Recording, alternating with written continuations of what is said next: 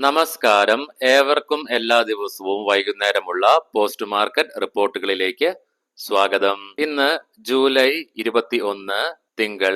തുടർച്ചയായി നഷ്ടത്തിലുള്ള 3 ട്രേഡിംഗ് സെക്ഷനു ശേഷം, അതായത് ബുധൻ, വ്യാഴം, വെള്ളി, നിഫ്റ്റിക്കും ഇന്ത്യൻ മാർക്കറ്റിനും ഇന്ന് നേട്ടത്തോടുകൂടി തന്നെ വ്യാപാരം അവസാനിപ്പിക്കുവാൻ സാധിക്കുകയുണ്ടായി. നമ്മുടെ മാർക്കറ്റിനെ ഇന്ന് നേട്ടത്തിലേക്ക് നയിച്ചത് HDFC ബാങ്കിന്റെയും ടാറ്റ സ്റ്റീലിന്റെയും ICICI ബാങ്കിന്റെയും ഇറ്റേണൽ തുടങ്ങിയ ഹെവി വെയ്റ്റ് സ്റ്റോക്സിലുണ്ടായ ഹെവി ബൈങ് തന്നെയാണ്. അതിന്റെ ഫലമായിട്ട് സ്റ്റോക്കിലും റാലി ഉണ്ടായി, തൽഫലമായി തന്നെ മേജർ ഇൻഡസ്ട്രീസിലും റാലി ഇന്ന് ദൃശ്യമായി. ഇന്ന് നേരിയ നേട്ടത്തോടു കൂടിയിട്ടുള്ള ഒരു ഓപ്പണിംഗ് ആണ് നിഫ്റ്റിയിൽ ദൃശ്യമായതെങ്കിൽ കൂടിയിട്ടും അവിടെ നിന്ന് നമ്മുടെ മാർക്കറ്റ് ചെറിയ രീതിയിൽ ഫോളായി അവിടെ നിന്നും ഒരു കൺസോളിഡേഷനോട് കൂടിയിട്ട് ട്രേഡിംഗ് നടക്കുന്നതാണ് കാണുവാനായിട്ട് സാധിച്ചിരുന്നത്.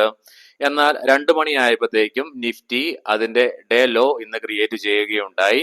24,882 എന്ന ലെവല് നിഫ്റ്റിക്ക് സപ്പോർട്ട് എടുക്കുവാനായിട്ട് സാധിച്ചു.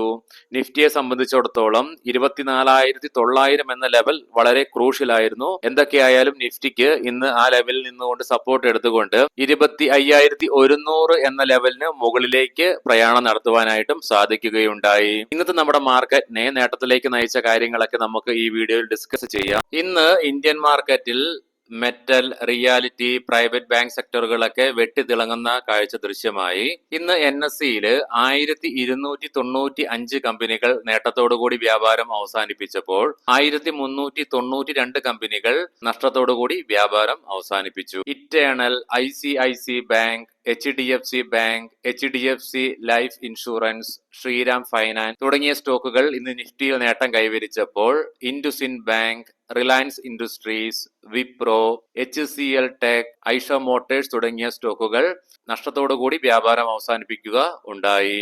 സെക്ടർ വൈസ് നോക്കുമ്പോൾ auto, capital goods, private bank, power, reality, metal തുടങ്ങിയ മേഖലയിൽ 0.5% മുതൽ 1% നേട്ടം കൈവരിക്കുന്നതായിട്ട് അനുഭവപ്പെട്ടു. തത്സമയം IT, PSU bank, oil and gas, FMCG തുടങ്ങിയ സെക്ടറുകളിൽ 0.4% മുതൽ 1% ഇടിവും നേരിടുകയുണ്ടായി. ഇന്ന് ബോർഡർ മാർക്കറ്റ്സിൽ മിക്സഡ് ആയ സെന്റിമെന്റ്സ് ആണ് ദൃശ്യമായത്. മിഡ് ക്യാപ് 0.5% ഉയർച്ച കൈവരിച്ചപ്പോൾ സ്മോൾ ക്യാപ്പിൽ ഫ്ലാറ്റ് ആയ എൻഡിംഗ് ആണ് ദൃശ്യമായത്. ഇന്ന് ഇന്ത്യൻ രൂപ അമേരിക്കൻ ഡോളറിനെതിരെ 14 പൈസയുടെ നഷ്ടം രേഖപ്പെടുത്തിക്കൊണ്ട് 86.29 എന്ന നിലയിലാണ് വ്യാപാരം അവസാനിപ്പിക്കുക ഉണ്ടായത്.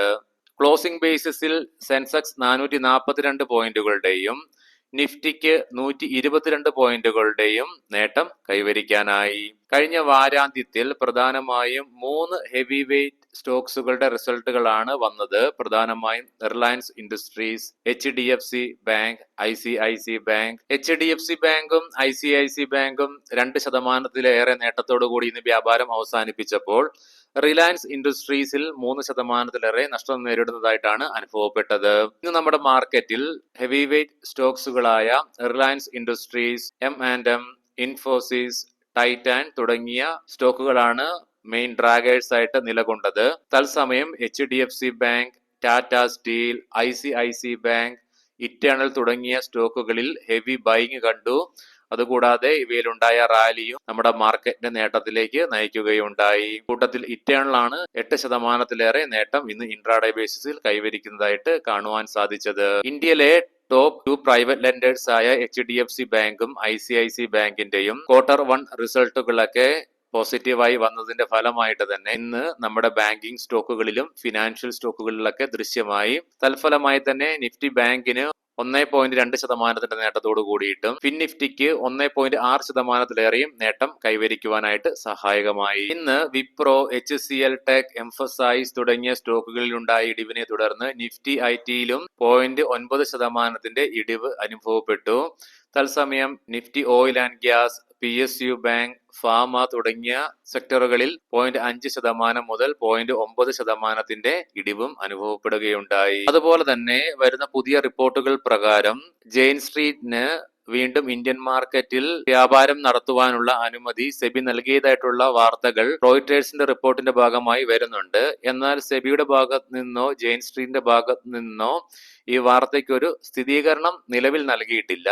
എങ്കിലും ഈ വാർത്ത വന്നതിനെ തുടർന്ന് ഇന്ന് BSE സ്റ്റോക്ക് 3%-ലേറെയും മാത്രമല്ല അതിന്റെ ഫലമായിട്ട് ഏഞ്ചൽ വൺ തുടങ്ങിയ മെയിൻ ബ്രോക്കറേജിംഗ് സ്റ്റോക്കുകളുടെയൊക്കെ പ്രൈസിൽ ഇന്ന് നേട്ടം കൈവരിക്കുന്ന ഒരു കാഴ്ച കണ്ടു. തത്സമയം തന്നെ റോയിറ്റേഴ്സിന്റെ മറ്റൊരു റിപ്പോർട്ടുണ്ട്.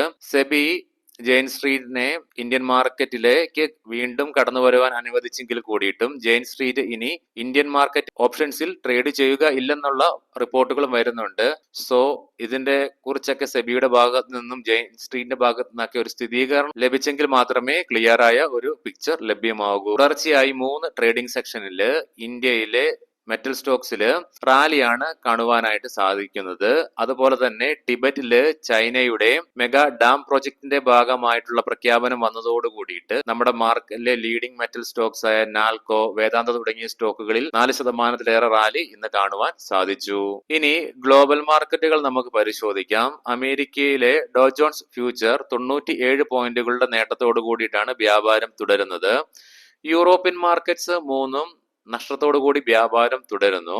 ഏഷ്യൻ മാർക്കറ്റ്സിലേക്ക് വരുമ്പോൾ ഇന്ന് പോസിറ്റീവ് സെന്റിമെന്റ്സ് ആണ് അനുഭവപ്പെടുന്നത്. തായ്വാൻ മാർക്കറ്റ് ഒഴികെ ബാക്കി എല്ലാ ഏഷ്യൻ മാർക്കറ്റ്സിനും ഇന്ന് നേട്ടത്തോടു കൂടി തന്നെ വ്യാപാരം അവസാനിപ്പിക്കുവാൻ സാധിച്ചു. ബ്രെന്റ് ക്രൂഡും ക്രൂഡ് ഓയിലും നേരിയ ഇടിവാണ് നിലവിൽ അനുഭവപ്പെടുന്നത്.